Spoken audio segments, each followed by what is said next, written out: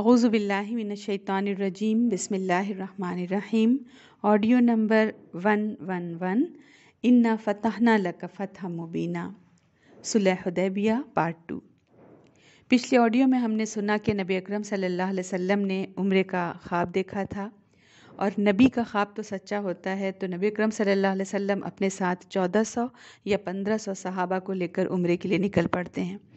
جب مکہ کے کفار کو اس کی خبر ملتی ہے تو وہ ایڑی چوٹی کا زور لگاتے ہیں کہ وہ مسلمانوں کو حرم میں داخل نہیں ہونے دیں گے۔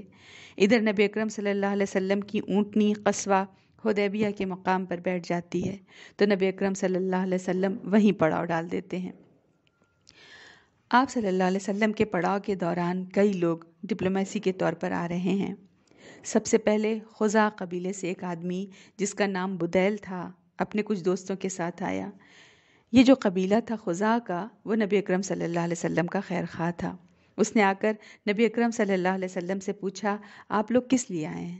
نبی اکرم صلی اللہ علیہ وسلم نے بتایا، ہمارا ارادہ صرف عمرہ کرنے کا ہے، ہم بغیر ہتھیار کے آئے ہیں، ہمارے ساتھ صرف ایک تلوار ہے، وہ بھی نیام کے اندر ہے، جسے سفر کی ضرورتوں کے تحت لینا ضروری تھا، تو ہم صرف عمرہ کی نیت سے آئے ہیں، اور خانہ کعبہ پر ہر انسان کا حق ہے، لہٰذا ہمارا بھی حق ہے اور ہمارے ساتھیوں کا بھی حق ہے۔ بدیل نے کہا، لیکن مکہ والے تو آپ لوگوں کو کسی قیمت پر عمرہ کرنے نہیں دیں گے۔ تو نبی اکرم صلی اللہ علیہ وسلم نے بدیل سے کہا، تم جاؤ اور انہیں ہمارے ارادے کے بارے میں بتاؤ کہ ہم جنگ اور لڑائی کے لیے نہیں بلکہ عبادت کے لیے آئے ہیں، ہم عمرہ کے لیے آئے ہیں، اور اہل مکہ سے کہو کہ ہماری اور ان کی کئی سالوں سے لڑائی چل رہی ہے، تقریباً 5 سال سے تو جنگی صورتحال میں ہم دونوں ملوث ہیں، تو وہ بھی تھک گئے ہوں گے۔ بدر ہوئی، احد ہوئی، احزاب ہوئی، مستلق ہوئی، اور ان جنگوں سے انہیں سخت ضرر پہنچا ہے، اس لیے اگر وہ چاہیں تو اب ایسا کر لیتے ہیں کہ سیز فائر ہو جائے، یعنی کچھ سال تک جنگوں سے رک جائیں، ایک مدت طے کر لیں، اور وہ ہم لوگوں کے درمیان سے ہٹ جائیں، اور ہم جو ہے ہماری دعوت کے کام میں وہ ہم کو دخل اندازی نہ کریں۔ اور اگر انہیں یہ منظور نہیں بلکہ وہ لڑائی چاہتے ہیں، تو اس ذات کی قسم جس کے ہاتھ میں میری جان ہے، میں اپنے دین کے معاملے میں ان سے اس وقت تک لڑتا رہوں گا جب تک میری گردن میرے جسم سے جڑی ہے، یا جب تک اللہ اپنے دین کو غالب کر دے۔ تو یہ ساری باتیں نبی اکرم صلی اللہ علیہ وسلم نے بدیل سے کلیئر کر دیں کہ تم جاؤ اور قریش کو میرا یہ پیغام سنا دو۔ اس کے بعد بدیل قریش کے پاس گئے اور نبی اکرم صلی اللہ علیہ وسلم کا پیغام انہیں دیا، لیکن قریش بھی پھر گئے کہ اگر ہم ان کو خانہ کعبہ جانے دیں گے ہماری ناک کٹ جائے گی مکہ والوں میں۔ پھر نبی اکرم صلی اللہ علیہ وسلم کو ان لوگوں نے کہلوا بھیجا، نہیں، ہم آپ کو نہ آنے دیں گے، نہ صلح کریں گے۔ پھر ایک دوسرا گروپ آیا نبی اکرم صلی اللہ علیہ وسلم کے پاس، اس کا ہیڈ تھا حلیز بن علقمہ۔ تو حلیز بن علقمہ کو جب نبی اکرم صلی اللہ علیہ وسلم نے دیکھا تو کہا، یہ ایسے قبیلے سے ہے جو قربانی کے جانوروں کو بہت عزت دیتے ہیں، یعنی حاجیوں کا یا عمرہ کرنے والوں کا بہت احترام کرتے ہیں، تو تم سب اپنے اپنے جانوروں کو آگے کر دو، یعنی ہدی کے جانوروں کو سامنے رکھو۔ ہدی کا جانور مطلب وہ جانور جسے حج یا عمرہ کرنے والے جو ہے مکہ یا منا میں ذبح کرتے ہیں۔ زمانہ جاہلیت میں عرب کا دستور تھا کہ ہدی کا جانور اگر بھیڑ بکری ہے تو علامت کے طور پر گلے میں پٹا ڈال دیا جاتا تھا، اور اگر اونٹ ہے تو اس کا کوہان جو ہے اس کو تھوڑا سا چیرا لگا کر تو اس کا جو خون نکلتا تھا وہ مل دیا جاتا تھا۔ تو اس کا مقصد یہ ہوتا تھا کہ قربانی کے جانور ہیں، اس کو کوئی نقصان نہیں پہنچائے، کوئی لوٹ مار نہ کرے، یہ اللہ تعالیٰ کے لیے ہیں۔ تو پھر سب نے اپنے ہدی کے جانوروں کو سامنے کر دیا، تو حلیز بن علقمہ نے دیکھتے ہی کہا، سبحان اللہ، ان لوگوں کو بیت اللہ سے روکنا ہرگز مناسب نہیں، یہ تو واقعی عمرہ کے لیے آئے ہیں۔ اب یہ جو حلیز بن علقمہ نے نبی اکرم صلی اللہ علیہ وسلم سے اور بھی باتیں کی، نبی اکرم صلی اللہ علیہ وسلم نے اسے بھی وہی کچھ بتایا جو بدیل کو بتایا تھا، تو یہ حلیز بھی اہل مکہ کے پاس گئے واپس، اور ان سے کہا وہ صرف عمرہ کے ارادے سے آئے ہیں، اور عمرہ کے لیے تو ہم اپنے باپ کے قاتل کو بھی منع نہیں کرتے ہیں، یہ تو ہمارا ایک طرح سے کلچر ہے کہ ہمارے باپ کا بھی اگر قاتل ہے اور ہم اس کو سالوں سے تلاش کر رہے ہیں، اور اچانک اگر وہ ہم کو حرم میں دکھ جائے تب بھی ہم اس کو ٹچ نہیں کرتے، تو ان لوگوں کو کیسے ہم روک سکتے ہیں؟ لیکن قریش جو تھے وہ خوب اور بحث اور مباحثے پہ اتر آئے، بحث کرنے لگ گئے۔ تو انہی میں ایک عمر دراز آدمی جو بہت بڑا ڈپلومیٹ تھا، عروہ بن مسعود ثقفی، یہ بعد میں ایمان لاتے ہیں، یہ عبداللہ بن مسعود کے بھائی تھے، تو انہوں نے کہا، محمد جو تجویز دے رہے ہیں صحیح تو لگ رہی ہے، مجھے جانے دو، میں ذرا اس کو اچھے سے سمجھ کر آتا ہوں۔ تو یہ آئے اور انہوں نے نبی اکرم صلی اللہ علیہ وسلم کو مستقل سمجھے، ایک طرح سے ڈسکریج کرنے کی کوشش کی، ہمت توڑنے کی کوشش کی کہ دیکھیے آپ ایڈونچر مت کیجئے. ابھی آپ کے گھر یعنی مدینہ میں 12,000 کا لشکر پہنچا تھا. اب یہ کیسے پاسبل ہے کہ آپ کے یہ سارے صحابہ جو 1,000 یا 2,000 کی تعداد میں لگ رہے ہیں دکھ رہے ہیں مکے والوں کو چیلنج کر دیں گے؟ قریش تو آواز دے کر آپ کے ان اصحاب سے زیادہ لوگوں کو ابھی کا ابھی جمع کر سکتے ہیں. اپنے وطن سے باہر کیا آپ ایک بہت بڑے لشکر کا مقابلہ کر سکتے ہیں؟ مکے والے آپ کے آنے کو ایک چیلنج سمجھ رہے ہیں. لہٰذا آپ اپنا خیال کیجئے، اور اگر ابھی جنگ شروع ہو گئی تو آپ کے ساتھ جو آپ کی یہ حامی بھرنے والے اصحاب ہیں سب چھٹک جائیں گے اور آپ مصیبت میں گھر جائیں گے. تو یہ ڈسکریج کرنے کی کوشش کر رہے تھے. تو یہ سن کر ابوبکر رضی اللہ عنہ غصے سے پھٹ گئے اور بہت ہی برا بھلا کہا. اور عروہ جو تھے وہ مستقل کچھ نہ کچھ ایسی حرکت کر رہے تھے جس پر صحابہ کو ریئیکٹ کرنا پڑ رہا تھا. وہ رہتے رہتے نبی اکرم صلی اللہ علیہ وسلم کی داڑھی چھونے لگتے تو کوئی صحابی ان کو ادھر سے ٹوکتا، کوئی تلوار کے دستے سے ان کے ہاتھ کو ہٹاتا. تو اس طرح وہ آزمانا چاہ رہے تھے کہ یہ لوگ کتنی محبت کرتے ہیں نبی اکرم صلی اللہ علیہ وسلم سے. تو صحابہ کرام رضی اللہ عنہم نے بھانپ لیا کہ اچھا یہ ہماری محبت دیکھنا چاہتے ہیں تو چلو دکھاتے ہیں. نماز کا وقت آیا، نبی اکرم صلی اللہ علیہ وسلم نے وضو کا پانی چاہا، صحابہ دوڑ پڑے. آپ کے وضو کے پانی کو زمین پر گرنے نہیں دیا، ہاتھوں میں لے کر چہروں پر رگڑنے لگے. یہاں تک کہ نبی اکرم صلی اللہ علیہ وسلم نے تھوکا تو کسی صحابی نے بڑھ کر اسے لے لیا اور اوپر دائیں بائیں مطلب ہر جگہ ملنے لگ گئے. عروہ سب دیکھ رہے تھے، ان کو اتنی شرم آ رہی تھی وہاں یہ سب دیکھ کر کے، لیکن آنکھ ڈائریکٹ ملا کر نہیں دیکھ رہے تھے، بس کنکھیوں سے دیکھ رہے تھے کیا ہو رہا ہے کہ ایسی ریسپیکٹ اتنا تو کوئی کسی بادشاہ کا بھی احترام نہیں کرتا. تو جو انہوں نے کہا تھا نا ان کی جنگ کے وقت آپ کے اصحاب جو آپ کو چھوڑ کر بھاگ جائیں گے، یہ سب دیکھ کر ان کو اپنے بولے ہوئے الفاظ پر شرم آ رہی تھی.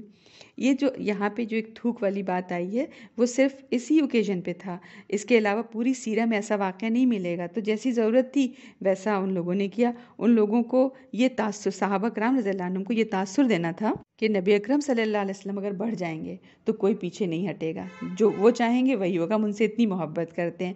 تو عروہ ان کو ٹیسٹ کر رہے تھے. تو صحابہ کرام رضی اللہ عنہم نے اور آگے بڑھ کر ان کو دکھایا. اب یہ عروہ بن مسعود ثقفی واپس گئے اور قریش کو سارا معاملہ بتایا اور کہا دیکھو بھائی ان کو آنے دو اور عمرہ کرنے دو، کیونکہ میں نے جو دیکھا ہے میں بتا نہیں سکتا وہ کس حد تک نبی اکرم صلی اللہ علیہ وسلم سے محبت اور احترام کرتے ہیں. ان کی محبت بہت خطرناک ہے. اگر ان کے لیڈر نے ہاں بول دیا تو پھر وہ تو ہلنے والے نہیں. اگر ان 1400 سے گزر سکتے ہو تبھی تم کامیابی پاؤ گے، اور ان کی قلت تعداد کے باوجود ان کی فتح تو تمہارے سامنے ہے.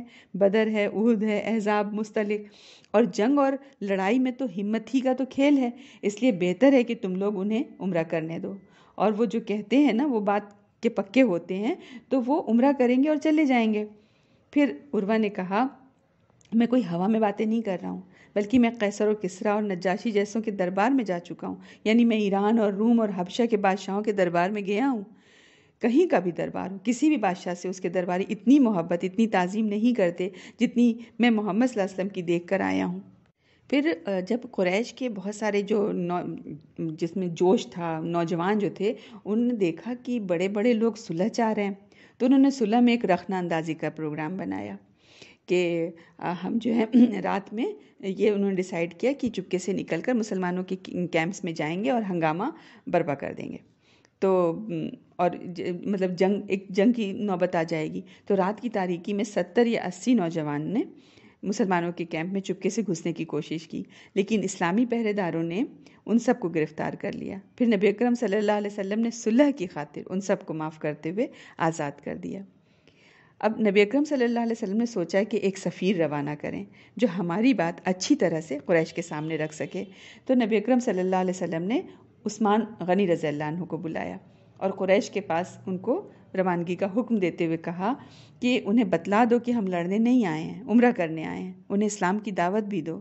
آپ صلی اللہ علیہ وسلم نے عثمان رضی اللہ عنہ کو یہ حکم دیا کہ وہ مکہ میں اہل ایمان مردوں اور عورتوں کے پاس جا کر انہیں فتح کی بشارت بھی سنائیں اور یہ بتلائیں کہ اللہ تعالیٰ اب اپنے دین کو مکہ میں ظاہر اور غالب کرنے والا ہے، یہاں تک کہ ایمان کی وجہ سے کسی کو یہاں چھپنے کی ضرورت نہیں ہوگی. عثمان رضی اللہ عنہ وہاں گئے پیغام لے کر. عثمان رضی اللہ عنہ کا وہاں جانا بہت رسکی تھا، مار بھی سکتے تھے قریش، لیکن نبی اکرم صلی اللہ علیہ وسلم نے رسک لیا اور ان کو بھیج دیا.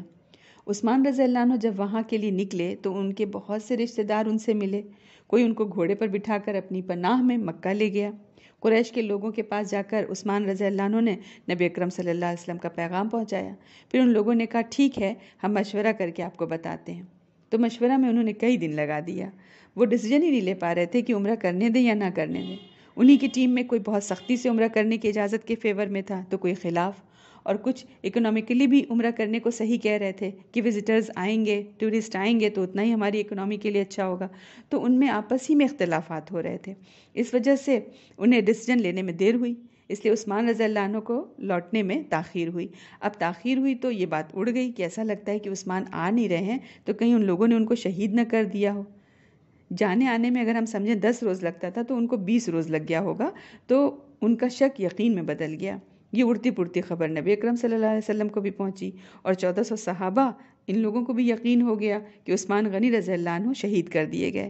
تب نبی اکرم صلی اللہ علیہ وسلم کو غصہ آیا کہ سفیر کے قتل کا مطلب ہے اعلان جنگ، یہ ایک آدمی کے قتل کا معاملہ نہیں ہے، تو اب ہم تو بدلہ لیے بغیر نہیں لوٹیں گے. تو نبی اکرم صلی اللہ علیہ وسلم نے پوچھا آپ تمام صحابہ میں سے کون کون جنگ کے لیے تیار ہے؟ تو سارے کے سارے صحابہ تیار ہو گئے. نبی اکرم صلی اللہ علیہ وسلم ایک درخت کے نیچے بیٹھے اور اپنا ہاتھ آگے بڑھایا. عمر رضی اللہ عنہ نے آپ نبی اکرم صلی اللہ علیہ وسلم کے ہاتھ کو سہارا دینے کے لیے فوراً ہی اپنا ہاتھ نیچے رکھ دیا نبی اکرم صلی اللہ علیہ وسلم کے ہاتھ کے.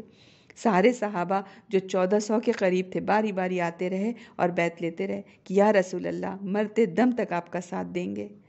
تو ایک عجیب ہی منظر ہو گیا. ایک صحابی نے تو 3 مرتبہ آ کر بیعت کی. صرف ایک آدمی کے بارے میں آتا ہے کہ اس نے بیعت نہیں لی تھی جو منافق تھا، جد بن قیس نام آتا ہے. لیکن سارے صحابہ نے بیعت کی کہ ہم بیعت علی الموت کرتے ہیں، بیعت علی الفتح نہیں. جبکہ دکھ رہا تھا کہ مکے والے سے جیتنا ناممکن ہے، تعداد بھی کم ہے، ہتھیار بھی نہیں ہے، علاقہ بھی ان کا چھوٹا ہوا ہے اور نہیں بھی ہے. لیکن یہ ہمت کہ بیعت علی الموت، تو اللہ تعالیٰ کو ان کا یہ جوش دیکھ کر بہت اچھا لگا، بہت خوشی ہوئی. سورۃ فتح میں اللہ تعالیٰ نے بتایا لَقَدْ رَضِيَ اللَّهُ عَنِ الْمُؤْمِنِينَ إِذْ يُبَايِعُونَكَ تَحْتَ الشَّجَرَةِ. اللہ راضی ہو گیا ان تمام لوگوں سے جنہوں نے درخت کے نیچے بیعت کی، بیعت علی الموت. والسلام علیکم ورحمۃ اللہ وبرکاتہ.